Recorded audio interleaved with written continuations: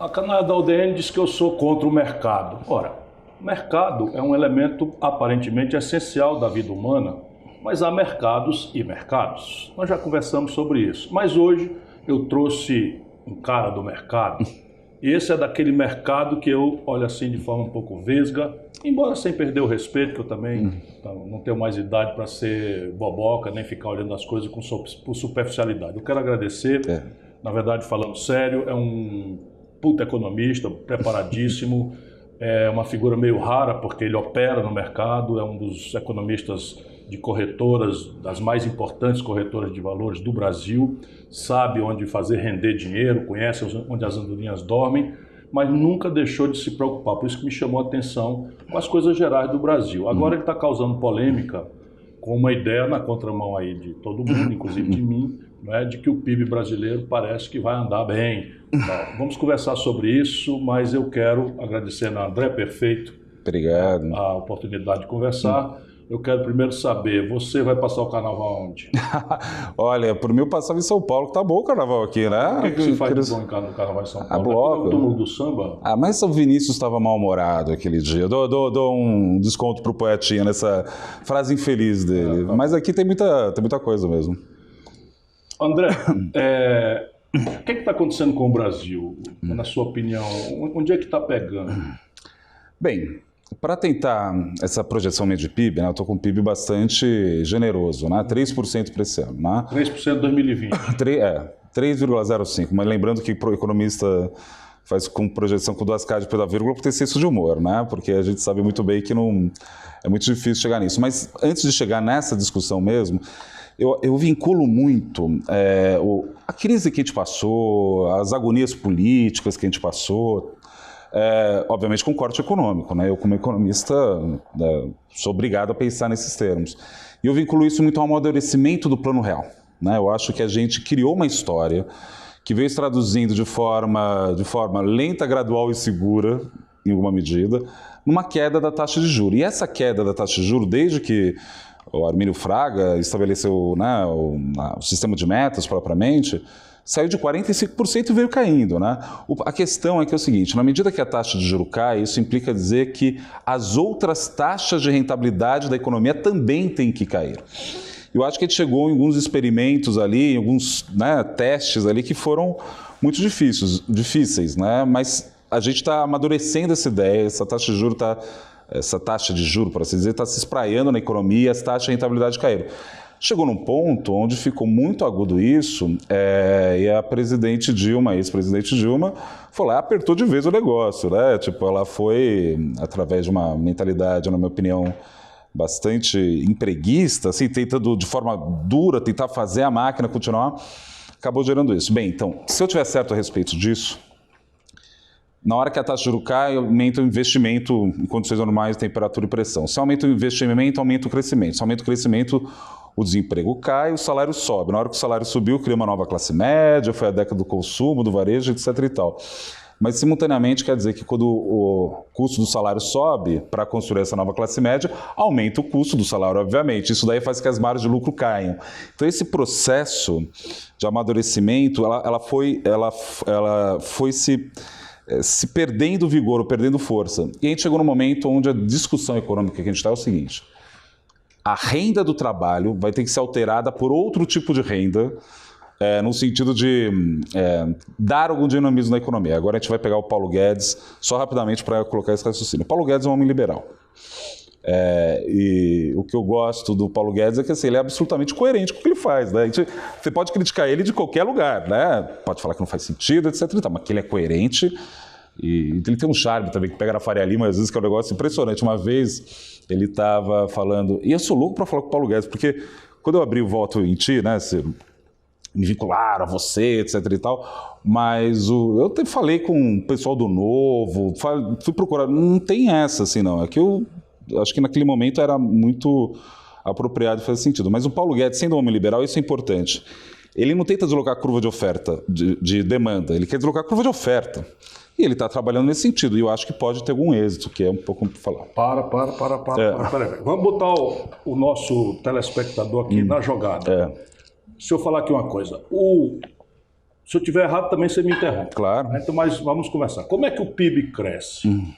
Você é econometrista, além de ser um grande economista, na contramão aí do viés neoliberal, você tem uma formação neo-keynesiana, se eu posso chamar. Eu sou keynesiano. Eu gosto de acreditar que eu sou mais keynesiano do que não, mas enfim, tá na minha... Enfim, é apenas a distinção é o seguinte, tem quem acredite que o Estado deve ser reduzido à dimensão mínima, demitido de qualquer intrusão no domínio econômico, e que o mercado sozinho, no seu entrechoque, vai se resolver. Você não acredita nisso.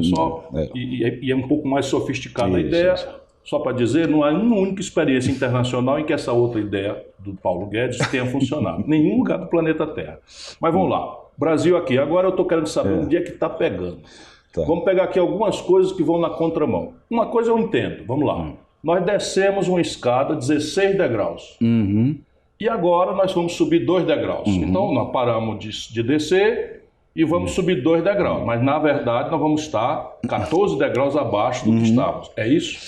É um pouco por aí sim, mas isso é uma coisa mais precisa no sentido keynesiano da palavra. E econometrista, vamos dar precisão. Então, eu sou muito, sendo keynesiano, tenho muita suspeita com os métodos matemáticos, a gente tem que tomar muito cuidado quando mexe com isso. Mas a ideia é o seguinte, na cabeça de um keynesiano, para Keynes, o investimento é função da eficiência marginal do capital. O que eu quero dizer com isso? Como o sujeito investe? Ele pega lá, tem 100 milhões de reais aqui, né? Se eu pegar esses 100 milhões de reais e abrir uma padaria, eu imaginando a demanda, estou imaginando aqui a rua, estou imaginando um monte de coisa. Quer saber? Eu acho que me dá R$1 milhão. Tá bom, então você acha que a taxa de retorno desse investimento é 1% ao mês. Tá? Quando você tem esse número em mão, você pega e olha para a realidade. Quanto é a taxa de juros livre de risco? Se eu for pegar esse dinheiro, ao invés de investir e aplicar, quanto dá? Se a taxa livre de risco for, sei lá, 2%, eu não invisto, eu aplico. Se a taxa for meio, eu invisto, não aplico. Então Se a taxa de juros do papel for mais lucrativa do que a economia real, por que você vai acordar cedo, trabalhar, produzir, dar emprego, lidar com fiscal, com corrupção, com cacete A4, se o mesmo dinheiro botado no banco leva na moleza mais dinheiro do que isso? Isso é a tragédia brasileira. E aí isso é importante por quê? Quando eles começaram a fazer o ajuste, e isso que mudou, eu mudei minha cabeça muito forte agora, porque... Qual que é a ideia? Então tá bom, não está crescendo a economia, pega a taxa de juros que está 2 e joga para meio, né? Isso deve fazer o sujeito investir. Depende, porque às vezes o fato da taxa de juros ter caído para meio é porque justamente a demanda está fraca, você está numa crise. Então aquela conta mental que o empresário tinha, quer saber, dar 1% ao mês, que é um chute, né? A gente tem que... a beleza da economia é porque a gente tenta, com as nossas frágeis possibilidades, tentar domar o tempo, né? A incerteza. Por isso que eu acho que a expectativa não é racional, acho que tem muita coisa que entra aí no negócio. Às vezes a taxa cai para meio, só que a expectativa de lucro caiu para 0,25, então ele imagina, não vou nem ganhar 1 milhão, ganho só 250. E quando eles começaram a fazer esse processo, eu pensei, me mantendo fiel, né, ao meu instrumental, né? Não adianta nada se ter a taxa de juros no lugar certo e a economia no lugar errado. Então, assim, o sujeito ia baixar a taxa de juros, né, na esperança que fosse investir, só que o próprio empresário, olhando a ociosidade da indústria dele e o mercado de trabalho, a demanda muito fraca, ele falou, não vou investir. Só que é isso que me chamou a atenção agora. Assim. Eu acho que por conta de 2 inovações microeconômicas no mercado de trabalho, se alterou profundamente esse fator de produção, que é o trabalho. Então, o que a gente tem observado ultimamente é o seguinte, o rendimento médio real das pessoas ficou parado. Não está subindo, está parado. Só que a massa salarial está subindo. O que explica isso para mim? São esses 2 fatores, a saber, uma lei, uma CLT mais frouxa, né, com vários outros espaços ali, e uma mudança tecnológica impressionante. Aqui em São Paulo, esses dias eu estava com minha esposa, a gente foi no cinema e tal, a gente estava andando, estava com o meu carro e tal, aí passou 2 motos, né? E você via que assim, era o rapaz na frente, a garota atrás, né? E nitidamente estavam vestidos para sair, né? Só que na costa das 2 moças tinha uma mochila de um aplicativo de entrega. Nitidamente eles estavam pegando algum troco para depois sair de noite na balada. Isso é uma mudança profunda no mercado de trabalho. Então, se é verdade a minha hipótese, que o custo unitário do salário está segurado, mas a massa salarial está subindo, isso implica dizer que você tem incentivos a continuar crescendo. E essa que é a surpresa que a gente teve ano passado. Isso é interessante, mas deixa eu te dar alguns números aqui para você contestar.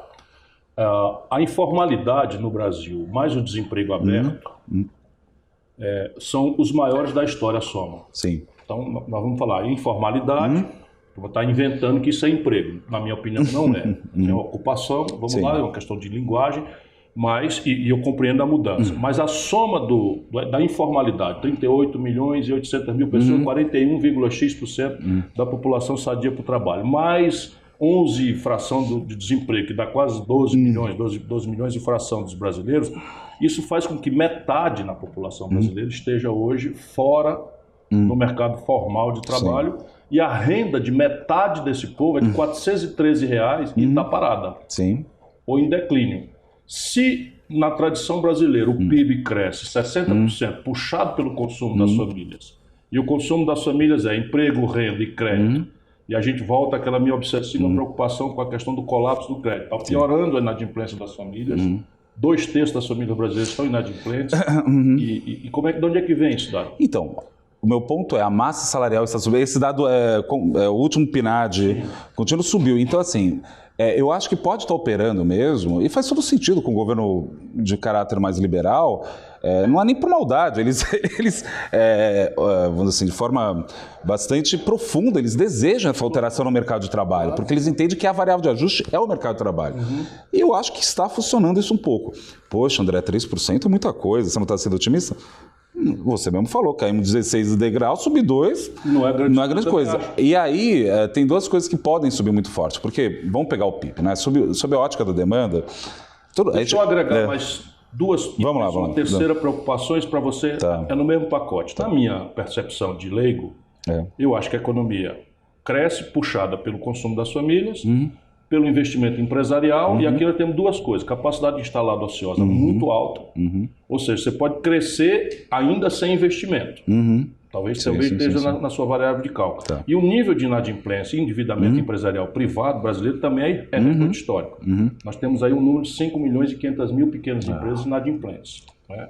E depois você tem o investimento público, que desceu ao resto do chão.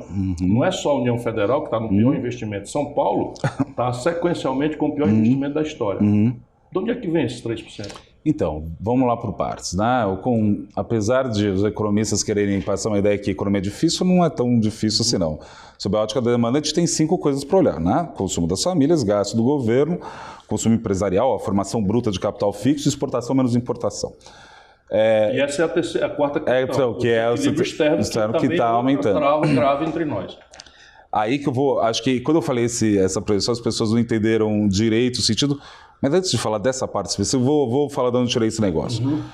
A formação bruta de capital fixo tem surpreendido nos últimos dados de PIB.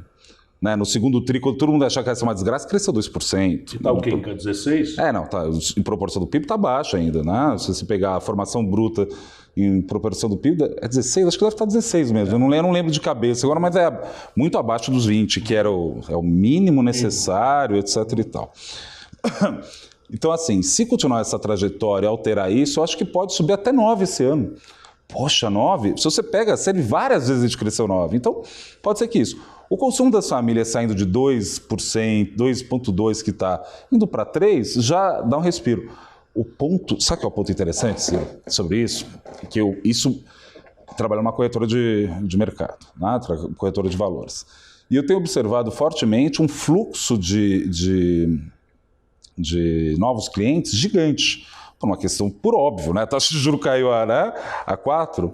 Por sinal, o mercado financeiro está enfrentando duas crises / oportunidades agora. Né? Uma crise é de ordem micro, porque é tecnologia e tal, mas está passando uma crise de ordem macro, né? Porque se você pegar a taxa de juros em 2005, o real era 12%. Né? Quando você tem uma taxa de juros real de 12%, todo mundo é gênio na Faria Lima, né? É bico ganhar dinheiro, né? Agora não, tem que mostrar serviço. Então até a corretora que trabalho, sou sócio, a gente tem um esforço muito grande na área de análise, porque a gente tem que trabalhar agora, né? Que é uma coisa que não tinha, né? Eu acho que muito dessa postura até tua, às vezes, muito combativa, porque realmente a indústria financeira não diminuía a simetria de informação, ela aumentava a simetria. Agora não, está tendo que correr, ver lá no detalhe, então é um momento diferente. Então, o que eu quero dizer é o seguinte, muita gente está indo para o mercado financeiro. E o volume de dinheiro que entrou, da poupança de todo mundo que está aqui nessa sala, de você aí em casa, né, entrando, é gigantesco. E essa é a minha preocupação, né? A gente vai crescer... Mas ele está se deslocando da especulação em papel, do governo para o quê? a fundo de investimento imobiliário, ação também, está indo, está procurando, está querendo assuntar. Esse dinheiro está indo por aí, vai assuntar. Sim. Só que o meu receio... Mas desconto de duplicata na ponta para o comerciante, não acontece nada. Então, mas é que tá. Esse ajuste que a gente está vivendo, o que o Paulo Guedes quer? E, nesse sentido, é impressionante mesmo o Paulo Guedes, porque o Paulo Guedes... Ele está fazendo coisa que o PT não parar de fazer há 20 anos, nesse aspecto. E nesse sentido, às vezes, é engraçado, às vezes, como as pessoas reagem. O Paulo Guedes olha na cara do empresário e fala, eu vou te pegar, tipo, eu vou te pegar, entendeu? E as pessoas ficaram, e entraram nisso, porque isso daí para mim é importante. Se eu faço o que ele está fazendo... Nossa, mas assim, o que é interessante desse jogo é que está entrando muito dinheiro. E aí eu tenho uma preocupação, porque o comentário total meu dos 3% é o seguinte, ou crescemos 3% ou não cresceremos nada.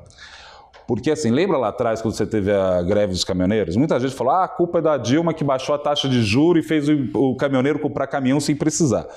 Bem, as pessoas compram o que querem, né? Ninguém mete a arma na cabeça de ninguém. Só que agora a economia toda, todo mundo entrou no mercado de capitais. Foi aquele dinheirão. Uhum. Se a economia não cresce para justificar esse nível... Eu acho que a Bolsa de Valores no Brasil está na iminência de um crack. Ou pelo menos arriscado. Então, mas eu tô muito atento, porque qual que é a ideia?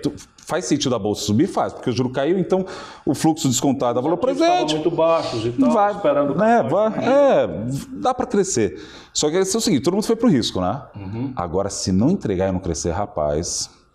Vai ser um colando atrás do outro. Até o ano passado eu escrevi um relatório chamado Política Monetária no Gelo Fino, sobre gelo fino. Que a ideia é essa, né? A gente jogou a taxa de juro para um nível que no primeiro momento todo mundo ganha dinheiro, né? Porque, só para explicar para o telespectador, uma taxa de juro funciona da seguinte forma. Imagina que eu viro para você e falo, daqui a um ano eu dou R$100. Quanto você me dá hoje? Poxa, André, sei lá, você está aqui, está indo bem, te dou R$90. Tá bom, daqui a um ano você ganha 100, então é 10 sobre 90, dá 11%. Vamos supor que eu vire para você daqui a uma semana e pergunte, daqui a um ano eu te dou R$100, quanto você me dá agora?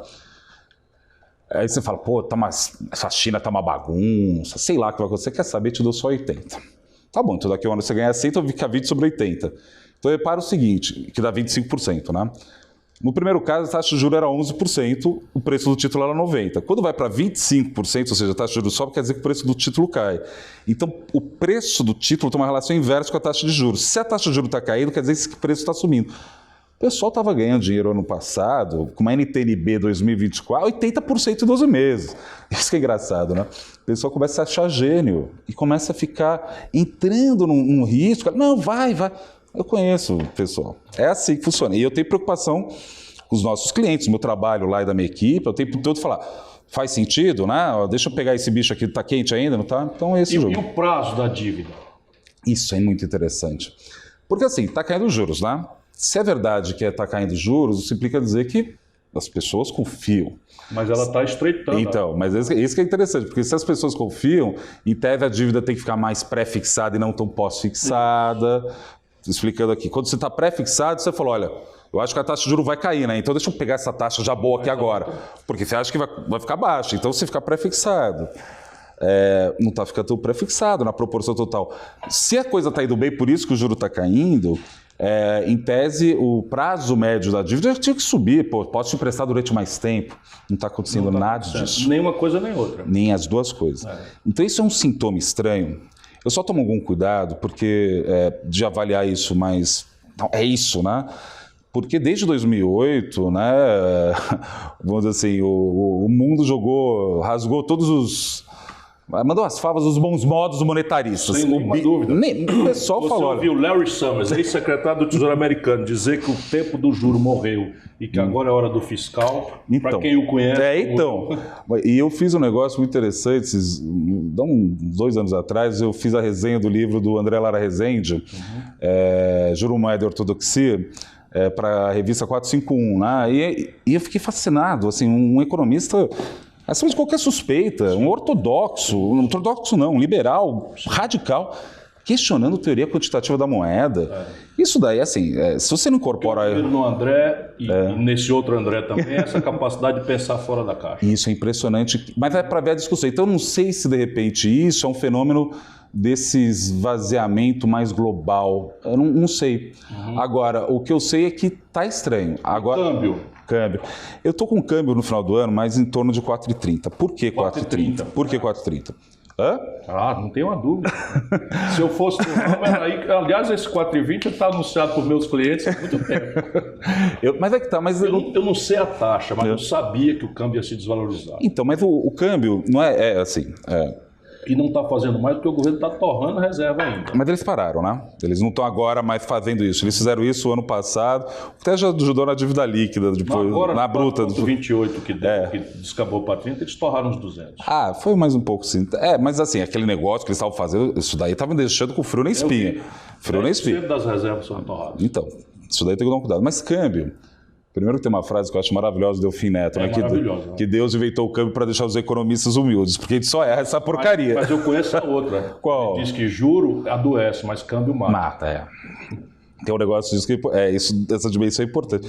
Bem, só uma nota de rodapé. Esses 3% que eu falei, não necessariamente eu estou dizendo que é sustentável ao longo do tempo. É uma ideia muito em cima de uma alteração do mercado de trabalho que vale a pena pensar. Eu acho que até para os liberais, assim, alguém do mercado pode me olhar e falar, mas assim, é esse jogo, o que alterou? É isso que tem que pensar. Mas câmbio, voltando à projeção, é fluxo, né? E tem que ser 3 motivos que governam esse fluxo. O primeiro é carry trade, né? Diferencial de taxa de juros. A nossa taxa de juros está em 4,50, indo para 4,25, com uma volatilidade da moeda em 10%. Mas o mundo está a zero.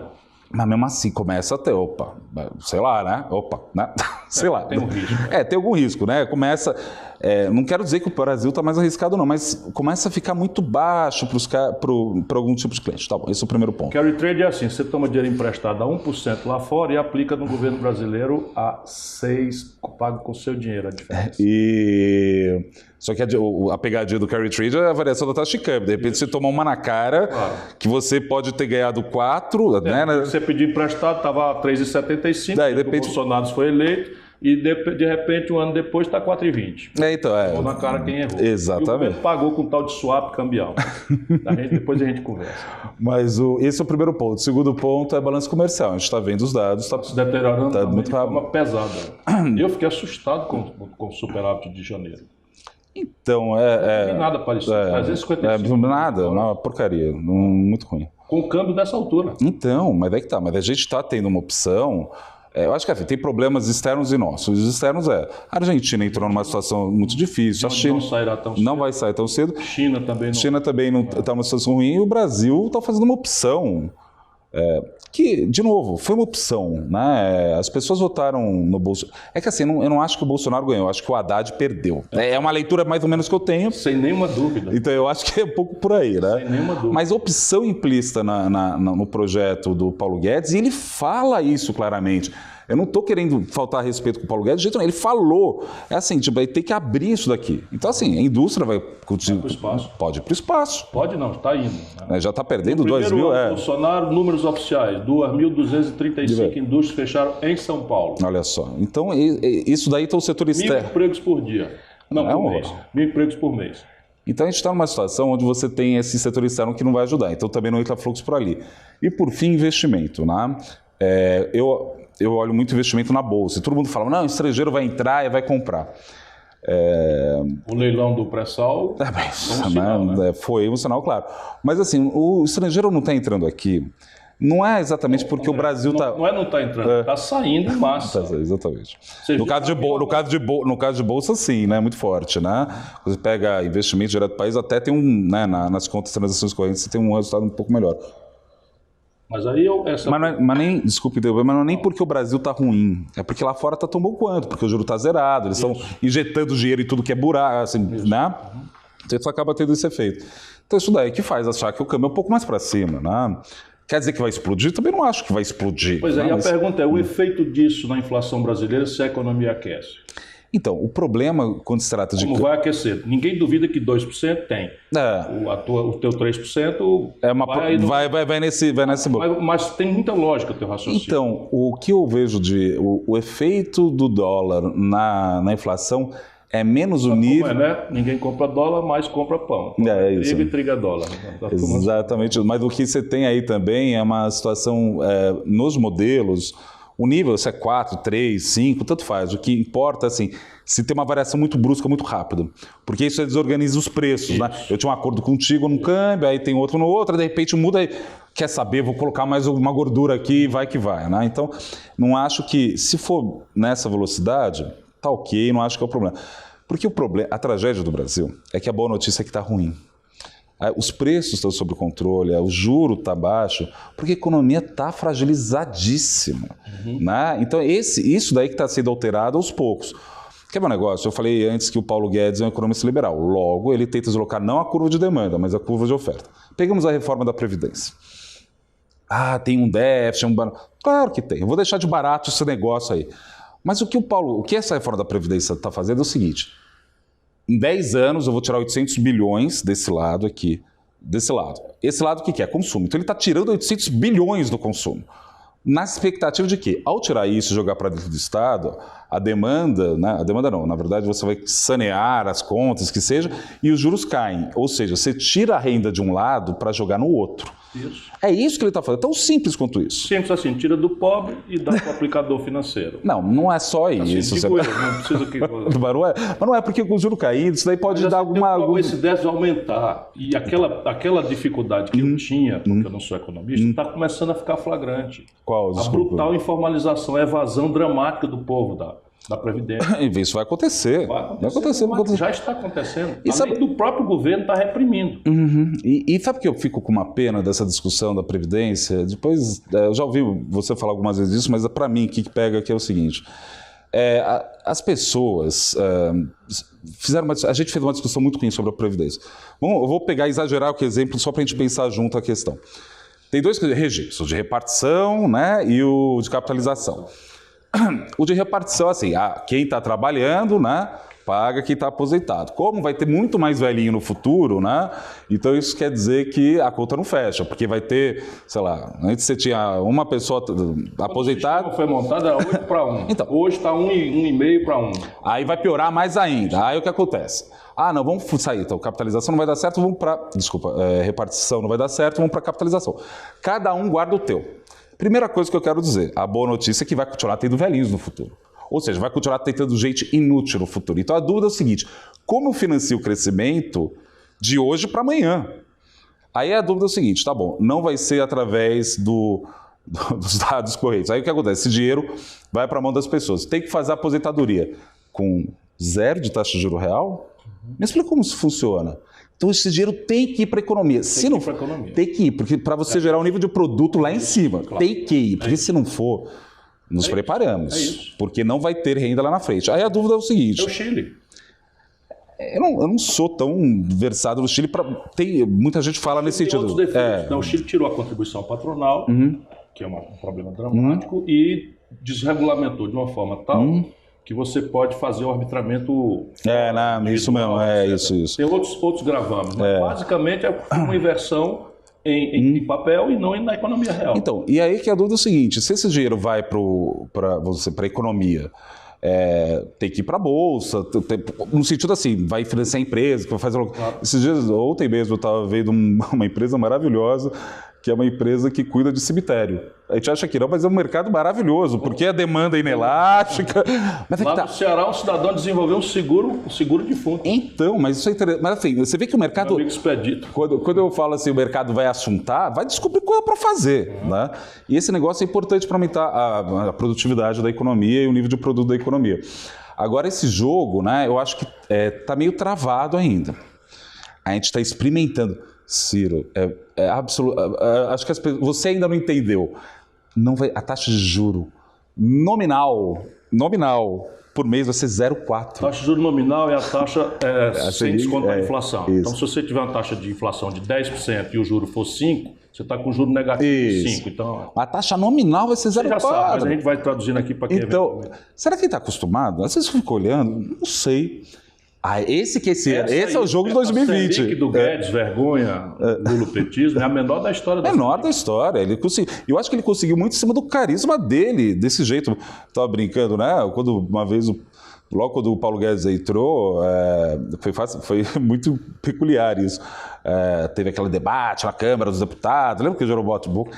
Juro por Deus, eu via pelo Twitter meu e na corretora todas as TVs, parecia jogo de futebol, Copa do Mundo, todo mundo torcendo, é isso aí, vai e tal. Porque ele conseguiu isso, mas isso é importante porque ele conseguiu entrar no imaginário, que é um valor importante, que eu vejo, por exemplo, que alguns políticos, você tem essa pretensão de inflamar no bom sentido, né? De capturar, de apaixonar, que sem isso não tem, né? E ele conseguiu isso. Isso daí faz efetivamente você ter uma... A condição objetiva pedia isso há muito tempo. Sim. Né? A condição objetiva do Brasil não explica o desastre que aconteceu com a Dilma. Sim. Por isso que eu fico aborrecido quando o fanatismo não deixa perceber a debacle que aconteceu com o Brasil com a Dilma, que não entendeu nada. Não entendeu nada ela, coitada, não entendia mesmo, porque não era do ramo, sendo uma pessoa honrada. Mas se cercou de auxiliares de quinta categoria. Né? Eu acho que, voltando àquela hipótese minha, que a origem da crise econômica é derivada do sucesso do Plano Real, é o seguinte, a taxa de juros veio caindo, né? Aí aconteceu, durante o período Lula, 2 vezes bateu no piso que era a poupança, né? Lembra que tinha aquela discussão, não, se a taxa de juros cair daqui, vale mais a pena colocar dinheiro na poupança do que emprestar para o governo. Bateu ali 2 vezes. Aí rompeu, tiveram que mudar a lei da poupança e romper, para romper isso. A caderneta de poupança, tal qual feita pela Caixa Econômica Federal, é um produto financeiro que existe desde o segundo reinado. Isso, desde Dom Pedro. Então ele está falando o seguinte, o custo do dinheiro no Brasil, a rentabilidade mínima é 0,5% ao mês, desde o Segundo Império. E a Caixa Econômica da Corte que fez isso lá atrás, capital garantido pagando 0,5% ao mês pelo Tesouro Imperial, era a poupança dos escravos. Quer dizer assim, o resto do chão ganhava 0,5% ao mês. Então assim, aí tem uma estrutura monetária meio maluca. O que eu acho que a Dilma fez, que foi a questão mais, ela foi jogar a taxa de juros. Em agosto de 2011, ela começa a jogar a taxa de juros para baixo, vai para 7,25. Muita gente do mercado fala, tá vendo, ela errou. Mais ou menos, porque a taxa como todo caiu... Não é aí. Mas o que ela foi não entender a debacle dos preços internacionais. Isso mesmo, tem essa parte e achar que crédito seria a solução para isso. Mas tem uma coisa que eu acho que ela fez que é mais importante. Se é verdade que a taxa de juros é função do grau de desconforto das pessoas com a realidade, ou seja, pela preferência pela liquidez, que é um termo estritamente keynesiano, se você cria um desconforto muito forte e vai pressionando, isso daí gera um problema. Então ela virou... Isso foi em agosto. No dia 1º de maio de 2012, em agosto de 2011, começaram a cortar a taxa de juros. 2012 foi lá, chegou em 7,25, o menor patamar da história até então. Ela vai em Rede Nacional TV, dia 1º de maio, porque não sabe, Dia do Trabalhador, é uma data meio, né? Então, à esquerda, né? Ela vira e fala que a culpa do juro alto é do spread bancário dos bancos. Ela basicamente chama Febraban para briga em Rede Nacional de TV. Que isso? Calma! Vamos devagar, assim, eu acho que eu sou um economista que entende que a economia é uma economia política sempre, porque eu não caio na ingenuidade de achar que os fatores são escassos, então você tira de um, coloca no outro. Coisa a gente precisa respeitosamente discutir com o Murilo Portugal, ele está lá na Febraban ainda, e é um velho amigo com quem eu trabalhei, foi meu secretário do Tesouro Nacional quando eu fui ministro da Fazenda. Então, eu também acho que desrespeito não resolve nada. Mas o Brasil oligopolizou seu mercado financeiro. Sim, mas aí que está. Então, isso daí, de que há uma trava nisso, isso é fato. Então, mas eu acho que a gente está, de novo... O problema não é conversar, não é? O problema aí é agir. Então, mas daí que está. Esse que é o jogo que tem que ser feito sempre. Porque o mercado financeiro hoje em dia no Brasil, né? A gente está vivendo uma situação onde está se multiplicando muito. A empresa que eu trabalho, eu tenho uma militância financista, porque eu acho que é impossível de fazer crescer esse país se não tiver uma indústria financeira sadia, no sentido de, o trabalho que a gente tem. Esse é um ponto importante que eu quero aproveitar para dizer, olha, ninguém pode ter raiva do sistema financeiro. O sistema financeiro, em qualquer lugar do mundo, é essencial à saúde da economia. É ali que se hospeda a poupança do conjunto da sociedade, é ali que estão as especulações melhores, vamos dizer, sadias, da projeção de futuro, de risco, de atenuar compreensões de oportunidades. O que nós temos que condenar, e aí eu condeno com veemência, você não precisa concordar comigo, é que o Brasil virou uma economia de rentismo, puro e simples. Se você olhar o Brasil dos anos 30 aos anos 80, nós crescemos 6,5% ao ano. A partir desta deformação institucionalizada, a partir do real, que eu ajudei a fazer, mas o Fernando Henrique corrompeu, nós temos um crescimento que está descendo de 2,2% ao ano. Ou seja, esta trava tem a ver com câmbio e juro. Então, na minha opinião. Não, acho que tem várias coisas que tem que... Sabe o que é o problema? Não, problema não. Fiscal, por exemplo, nós fizemos uma reforma patrimonial monstruosa. Fizemos. Né? Vendemos aí 150 bilhões de dólares do Fernando Henrique para cá. Cadê esse dinheiro? Nós fizemos uma reforma tributária monstruosa. Quer dizer, quando eu era ministro da Fazenda, no último dia do governo Itamar, a carga tributária era 27% do PIB. Fernando Henrique levantou para 32,5%. Foi impressionante. Cadê esse dinheiro? Assim, eu vou colocar da seguinte forma a questão. E o investimento sumiu nesse mesmo período. Eu vou colocar da seguinte forma a questão, e aqui eu vou me arriscar bastante ao falar isso. Eu vou colocar assim, eu sou um elitista, no seguinte sentido. Um país é bom não por conta da qualidade material, moral do seu povo, mas da sua elite. No sentido sociológico do termo, há um papel essencial. Então, mas aí que está. A impressão que eu tenho que a elite do Brasil abandonou qualquer noção de projeto. O que, por exemplo, fez eu falar, não, vou votar no Ciro, por exemplo, né? É que você trazia assim, tem a questão do setor militar, tem a questão do setor de remédio, se organizava uma discussão, né? Cadê alguém organizando qualquer discussão? Não é nem uma discussão, nem nada muito mais sofisticado. Se traz algum assunto. Projeto, assim, vamos discutir, porque senão, quando você, no início da nossa conversa, definiu o keynesianismo como uma espécie de suspeita em relação dos mecanismos de livre mercado, é que realmente eu vejo que, assim, se você tem um único plano, é deixar tudo solto, isso não é plano nenhum.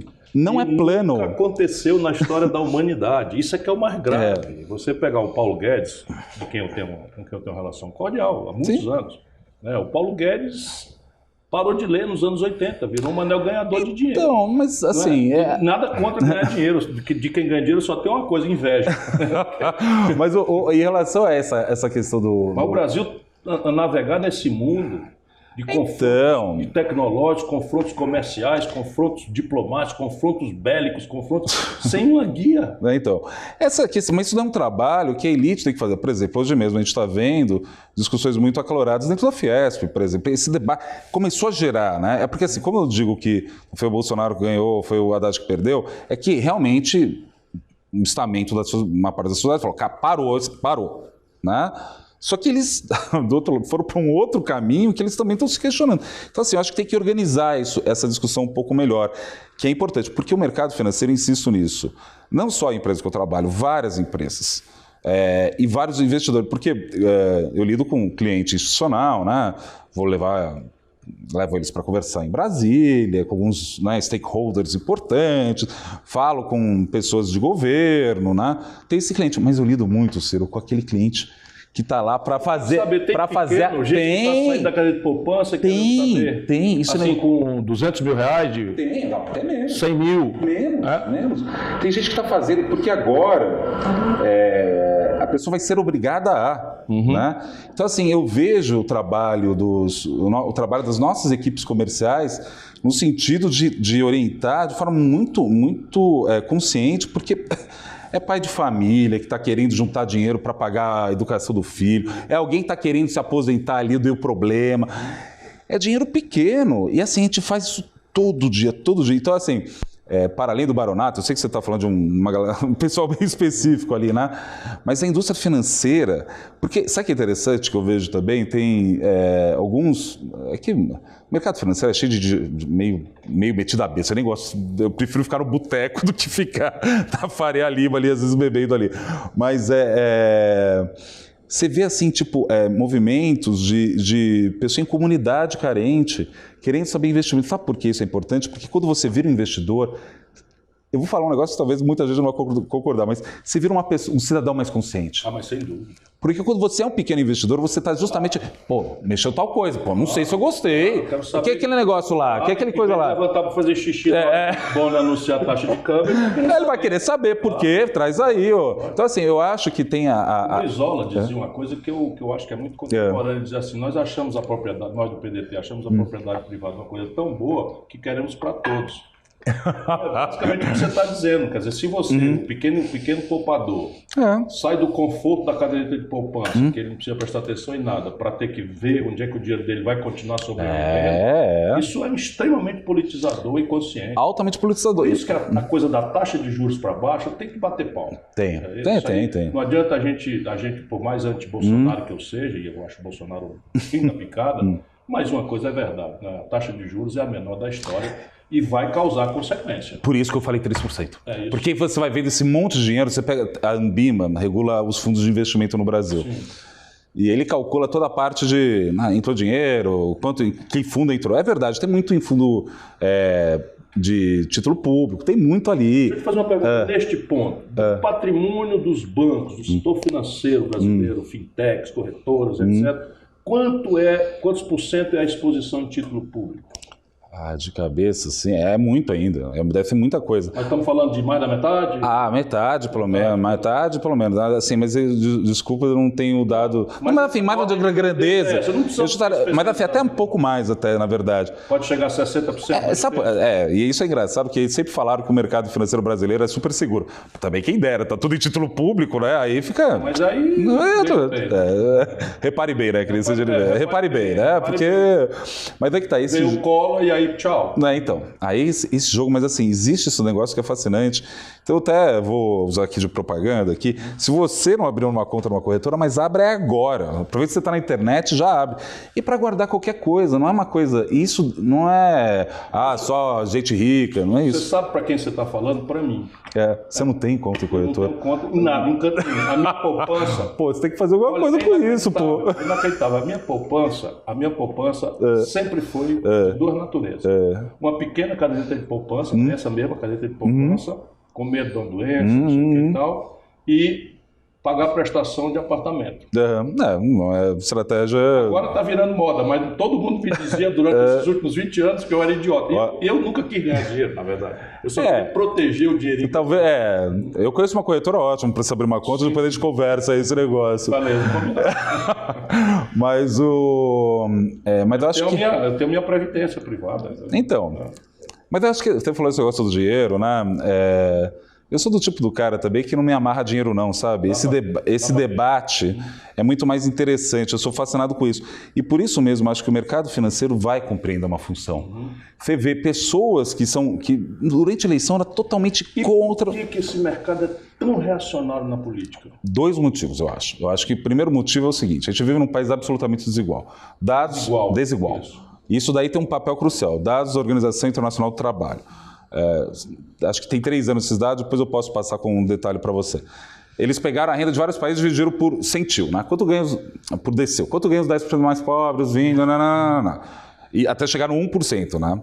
De vários países. Aí a conversa é o seguinte, se você está no 1% mais rico na Argentina, e por acaso você cai para os 9% mais ricos, ou seja, você está na galera ali em cima, tua renda vira 40% do que era. 40%. Do que era, né? No Brasil, você está no 1% mais rico e você cai para os 9% mais rico, tua renda vira 13% do que era. Então, aqui no Brasil, você não cai de classe social, você despenca.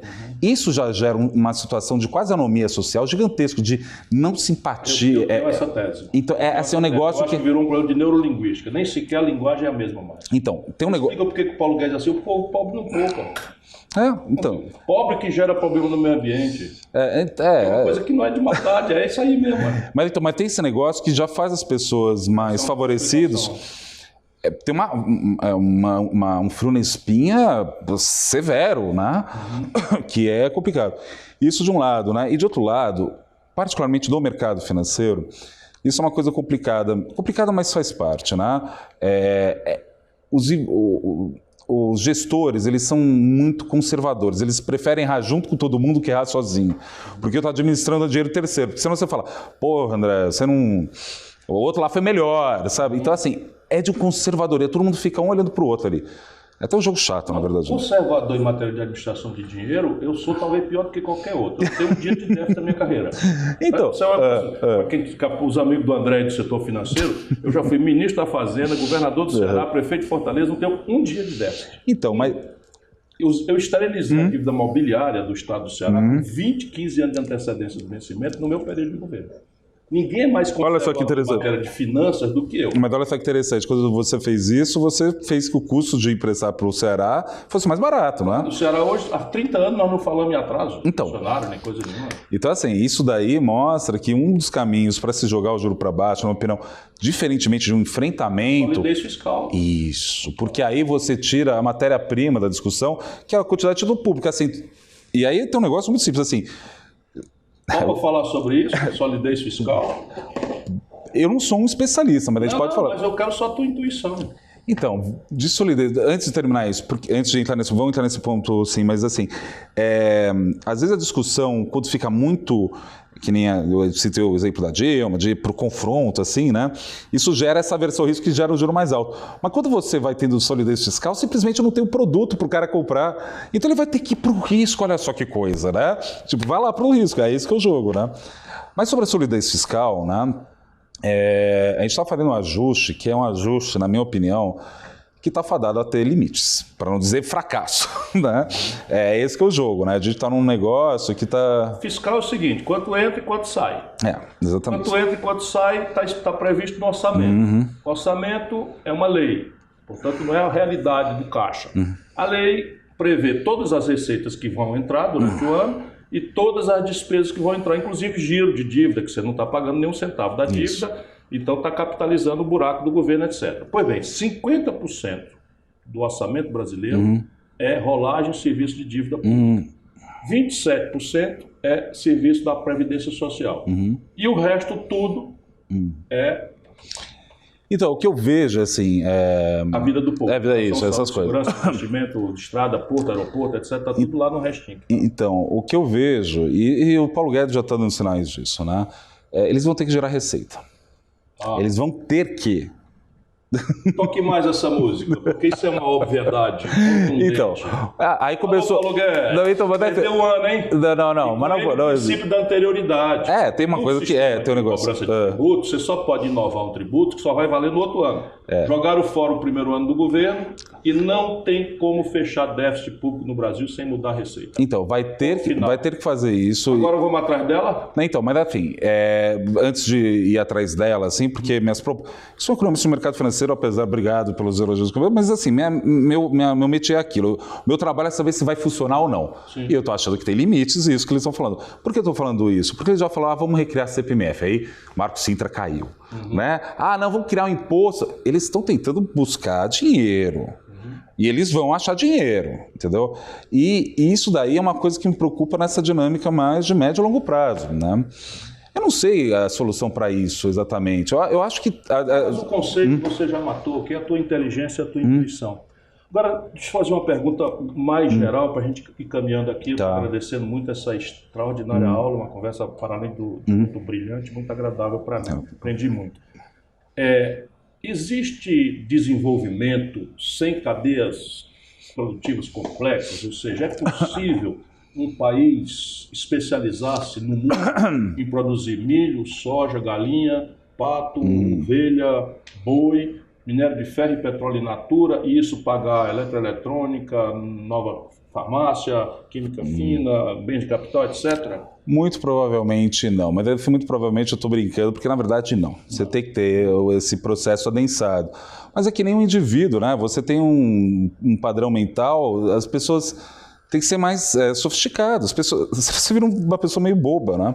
As coisas, elas não são antagônicas. O agronegócio não é antagônico com o idoso. Então, se dá para fazer essas coisas. Então, eu acho que seria ingenuidade de achar que, de novo, que o mercado vai alocar. Tem que ter um projeto. Se não é o mercado, sozinho, como é que faz isso? É tão idiota isso, desculpa falar desse jeito. É o óbvio, né? Você tem que ter a indústria, né, a economia junto com o governo, num projeto nacional. E não tem nada errado nisso. É que assim, eu entendo, né? Gato escaldado tem medo de água. Aí foi mal administrado, mas não tem jeito, vai entregar, não vai funcionar. Tem voo curto, pelo menos. Muito bem, podemos ir até 3, que Deus ouça as suas palavras. Amém. Porque, por mais que eu não acredite, eu torço muito, porque o povo está precisando. E 2021?